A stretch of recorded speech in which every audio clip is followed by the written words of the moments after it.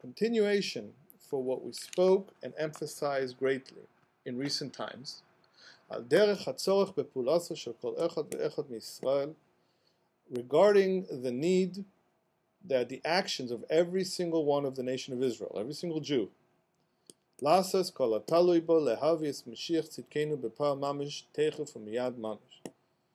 should do everything that is dependent on him, which means everything that the great Hashgacha of Hashem decided that should fall in his portion, all the work that he does and all the thoughts that he thinks and everything that he does. He should use it all to do everything he can to bring Mashiach Tzidkenu B'Pah Mamish, to bring about Messianic redemption through Mashiach Tzidkenu immediately now, Teichef Miyad Mamish, which is the most urgent plea of now. I say, possibly, this is my svara, that where you say, the Rebbe always saying, Teichef Miyad Mamish, immediately now, the reason for that, first of all, the Ein Mikra Tzemeh de Pshuta, the Pshat, the simple meaning is, Mashiach can come in every minute and should come immediately now, mamish, which means in this minute, not even a moment sooner.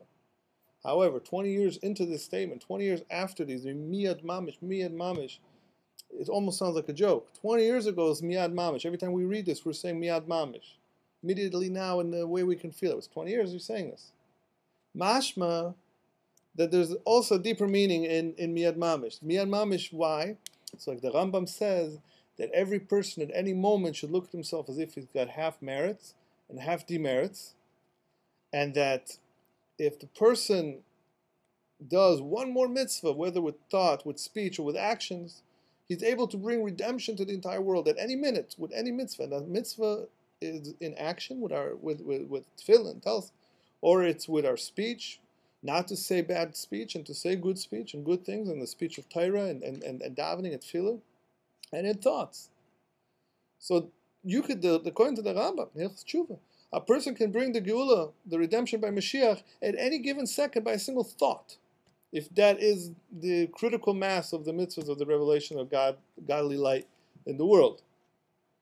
And that's why the Rebbe is saying, Teichef Miyad Mamish, at every minute, whoever we are and wherever we are, every single yid. And loudly, you can extend this to every single person in the world. Can bring, since everybody has about 7 laws, no, everybody has mitzvahs. And even someone who's not a Jew is connected to Hashem through mitzvahs. Those are the 7 universal laws, the universal mitzvahs. But the bringing of the Geula could be done by anyone. Here specifically says a Yid, will come by Yid, is the reason for that. At any minute. That's why the Rebbe says, Teich Miyad Mamish. Kevan should be Amenu Ela Mamish. In these days, Mamish. Now the Rebbe is saying in these specific days, which was the days after the Gulf War, after the fall of the Soviet Union, where the internet was born, and Kalu Kol HaKitzin, the Rebbe says that all the dates, all the end of days markers have been met already. But Ketz HaYamim and Ketz HaYamim, there's a deep concept in Kabbalah about the end of days and the end of the right, or the end, and it's Ketz HaYamin is kind of a play on word, because Yamim is days, it's the typical word end of days. Ketz HaYamin means the end of the right, which means where the certain attribute ends. These 2 Kabbalistic terms are referring to what we see a lot in terms of end of days and end of days prophecies. And even though there are many end-of-day prophecies and many prophecies for this year in the Zohar, and for the process that's going on now for 12 and a half years, well, actually it's going on for 12 years, since the year 2000, since Tafshin Samech. The Zohar goes from Samech to Ein Gimel. So these are all kitzin that didn't pass at that time when the Rebbe said that. But because the Rebbe said, Kalu Kol HaKitzin means, like we mentioned before many times, this is the Rapach Nitzutzes. There was a time that was given to darkness. Ket Sam L'Choshech means that Hashem gave darkness, the time of concealment, an end. And when that end comes, in Kabbalistic terms, it means the 288 sparks were refined and elevated to their source.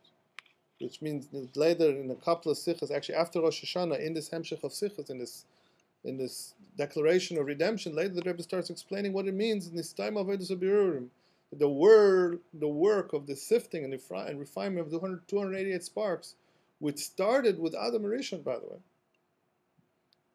has been completed. And that's where a new reality is here.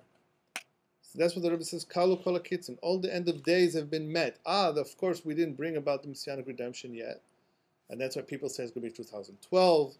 It's actually, there's Ein Beis, Ein Gimel. It could be, by the way, there's kitzim that could go longer than that, God forbid. Or it could immediately now, while we're doing the recording, Moshiach comes. Either way, the Zman of Golus is finished. Next thing I'm underlying over here. Yesh levar hadgashas inyan hageula peulas kol echad echad miYisrael behavas hageula v'inyan yom Shabbos Tazria-Metzora. So now the Rebbe is going to go and explain the inyan hageula. What is the inyan of the geula? The inyan means the thing of. It's an intellectual concept. It's one of the tools. It's an intellectual tool that's used in study of Chassidus. The inyan of the table, which means the thing of the table, the concept rather. The concept is the right word. The concept of the table. So the inyan hageula is the concept of the geula, which means what the geula really is. What is this thing that we call the redemption? And the actions that every single Yid needs to take in bringing the redemption.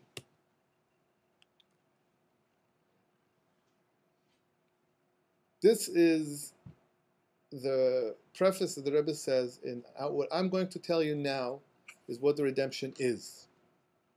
And the next few months, the Rebbe will build on this concept. Again, Alter Chassidim, the older Chassidim, who were Chassidim even of the Rebbe and even the Friedrich Rebbe, would hear the Rebbe speak in these days, and they would scream out or express openly that they have no idea what the Rebbe is talking about.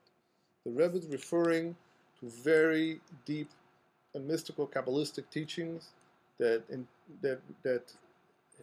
entail in them the secret of the redemption.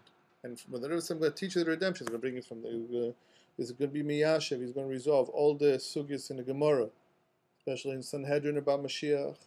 It's going to explain the Rambam about Moshiach. It's going to explain the Midrashim and all the sources in Kabbalah, and many of the psukim of Nach. Everything is going to be unraveled, and we understand what exactly is the redemption. Then we'll discover it. As we discover it collectively, we bring it about. Since an intellect is a light, ignorance is darkness. If one more person gains this intellect, he gets it. So on the screen here, I have the beginning of that explanation of what is the redemption through the concept of Metzora, which relates to Gemara and Sanhedrin. And that's where we will begin next time. And from there on, build on this revelation of what is the redemption and how do we bring it to Mamish now.